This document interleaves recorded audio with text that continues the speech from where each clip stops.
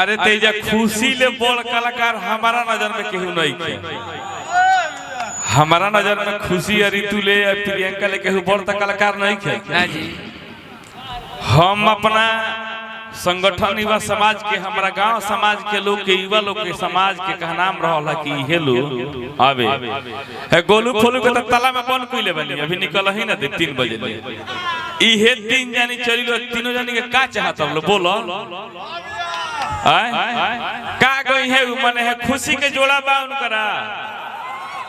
ऋतु राय के जोड़ा उनकरा बा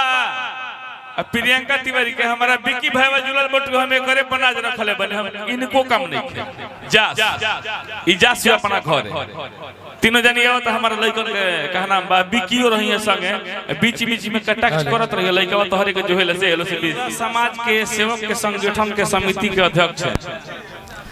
अब प्रोग्राम तो हो ही रहा था लेकिन आपको यहाँ एक गाना के लिए बुलाया गया है ओनली वन एक गाना के लिए। Thank you so much.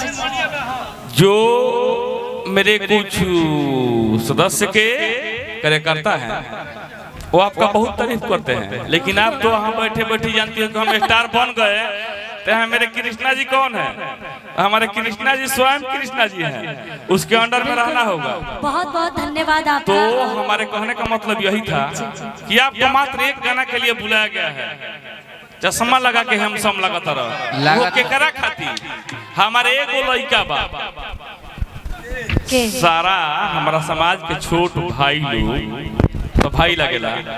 जो नता में लगेला सब भतीजा तो हम लइका कहिले देखो लइका बा ओकरे खातिर प्रोग्राम आवे चले बन जेकर नाम छोटू पाल है ना तो बुआ केने बड़े रे चश्मा लगा के हम सम लगत रहे एकरा चश्मा पर खाली तारा के हम बोलौले बा। बहुत बहुत धन्यवाद इतना सम्मान। आ गोलू राजा के डीएम कंपनी डी कंपनी यारा माफिया अरे बिहार में केना जाने रे धर्म सरकार के इनका खाती बोला वाले बानी गोलू राजा के हुए लाउंज करम समय आई तब लेकिन अभी खुशी कंकड़ के हमरा है अनहरा पो तनी हटा एटी कामी भाई एकरा के तनी साइड में आवे दो हे अनहरा के चिन्ह तरल नु ई जात रही परीक्षा देबे इंटर के आ कहबनु कि भाई तनी तबियत लगल हमरा के शाहपुर ले छोड़ देता अपन परीक्षा छोड़ दी कि इजाज पर पार फिर दे लेकिन तहार इलाज कराई हमर ऐसा बड़ा सा पुलिस सेवा करे वाला भी तो हम लोग जानत नहीं खो आ एकरा चलते कंकड़ के बुलावले बनी ये कही गने कही है चश्मा लगा के हम सम लगता रहो एगो प्रोग्राम में ई गाना गौले बड़ी कहले बड़ी दूसरा से चश्मा मांगले बड़ी इनका पहले चश्मा ना रहे लेकिन छोटू के फरमाइश पूरा करें चलिए पूरा करें जी बिल्कुल बुआ भैया के लिए कि अरे कान्हा बोले के राइफल आ चले नचीता के चलावा और सच में हमारे बुआ भैया चीता है कलाकार के है ना युवा दिलों के धड़कन है कलाकार के मसीह है और गरीबों के मसीहा सभी के दिलों के धड़कन हम लोग के गार्जियन कि अरे कान्हा बोले के राइफल चले नचीता के चलावा अरे कान्हा बोले के राइफल चले नचीता के चलावा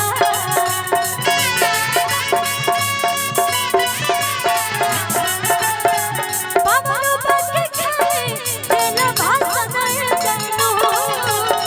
बाबू बाके खाए तेरा भाषण है जानो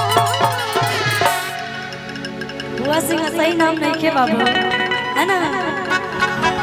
हां बाबू कि चले ला जिला में उनके शासन है जानो दादा चले ला जिला में उनके शासन है जानो कि ना मामा तो दे तो छोड़ी कोई शासन है जानो